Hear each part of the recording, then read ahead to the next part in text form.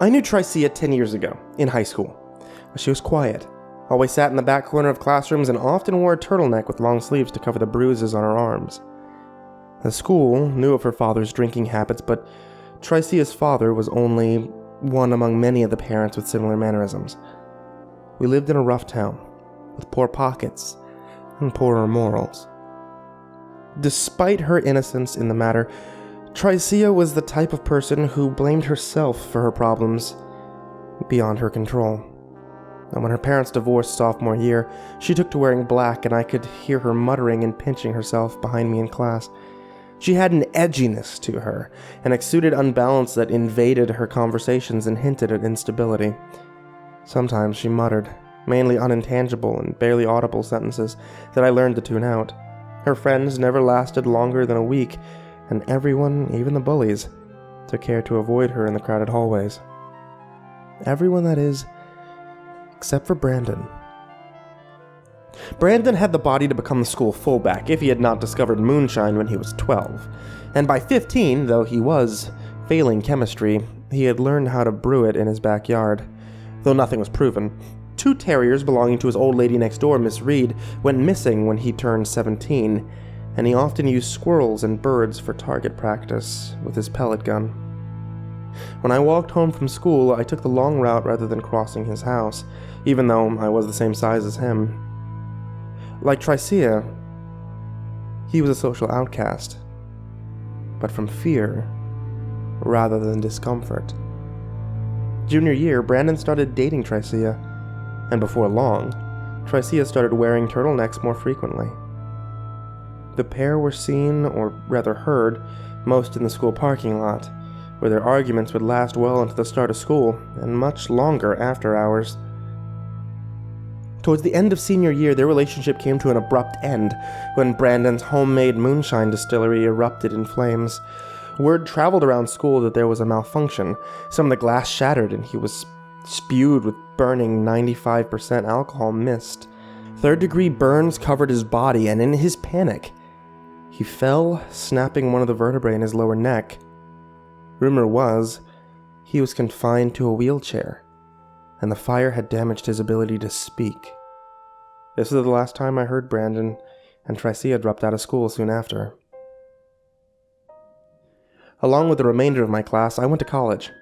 Then I found a job at an accounting firm nearby. It was Friday, nearing closing hour, and I monitored the clock on the right corner of my computer screen. An hour until 5. "Come on, Bill," said my boss, a man in his early 30s with a gray suit that made him look much older. "You've just been promoted yesterday. Take the day off early. I hear third floor is going out tonight. You should join them. Listen up. Celebrate a bit." "Sure thing," I said, relieved, and left the office. The plan was to meet at Murphy's, an Irish pub down the street, and I arrived shortly afterward. By 9, I was drunk, and by 10, the rest of the group accidentally left me behind while I was in the restroom. But as I left to follow them, I felt a hand on my elbow. "Why, Bill," said a female voice. "It's been so long. How have you been?" I turned and squinted, trying to make out the face in the dimly lit pub. Her features looked familiar, but hard to place. "Excuse me?" "It's Tricia, from high school. You remembered me, right?" At that moment, I did, but she was no longer the edgy girl with the ability to stagnate an entire room's conversation in seconds. Now she seemed confident, even beautiful. "Wow, Tricia, you've changed." She smiled, something I'd never seen before. "I learned to be more assertive. Guess I stopped blaming myself for all my problems. I learned how to cope with them."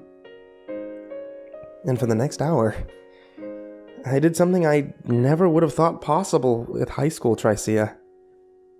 I talked to her, and drank with her. Then, in another hour, as the liquor loosened me up, I found myself getting into a cab with her. We pulled into a single-story home, separated from the neighboring houses by a lot on either side.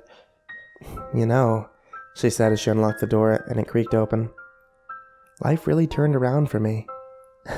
It really did, I said, following her to her bedroom.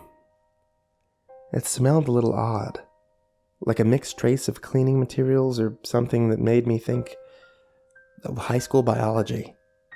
But my mind was preoccupied with the situation.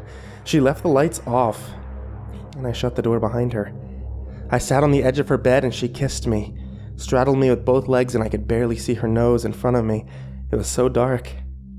Then she stopped, leaned back so that her black hair framed her cheekbones, and asked me a question in a tone that made me stop and reconsider the events of the night. You'll never leave me? What? You'll never leave me. That's how I changed. Learning to deal with things that tried to leave me. I don't know, Tricia. I just met you again. You don't know? Promise me you'll never leave, she repeated, and her nails dug into my ribcage. Promise me, Brandon. Her eyes locked onto mine, and I saw beneath the edginess from high school. I tried to stand, but she pushed me back down, her weight on my legs. My spine began to tingle. I think I need to go.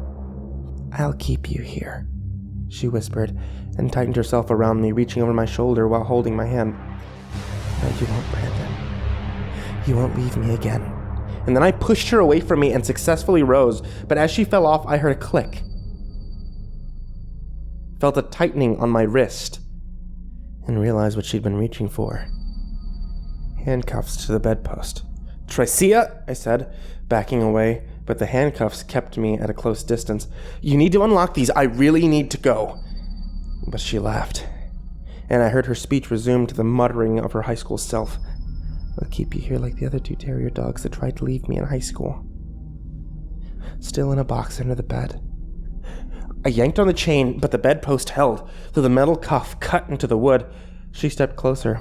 I'll keep you here like when you tried to leave me that first time, when I lit your distiller and broke your neck. Get away from me, I yelled, batting her hands away, and then I noticed that she had stopped advancing and was looking over my shoulder. I turned, and my vision had adjusted to see a chair in the corner, except it wasn't just a chair, it was a wheelchair.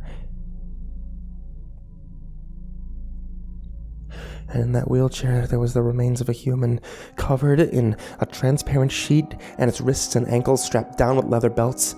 A fresh TV dinner was in its lap, and the skull's eyes met mine, as a voice whispered in my ear. I'll keep you here, like 4 years ago when you got your speech back and tried to call outside.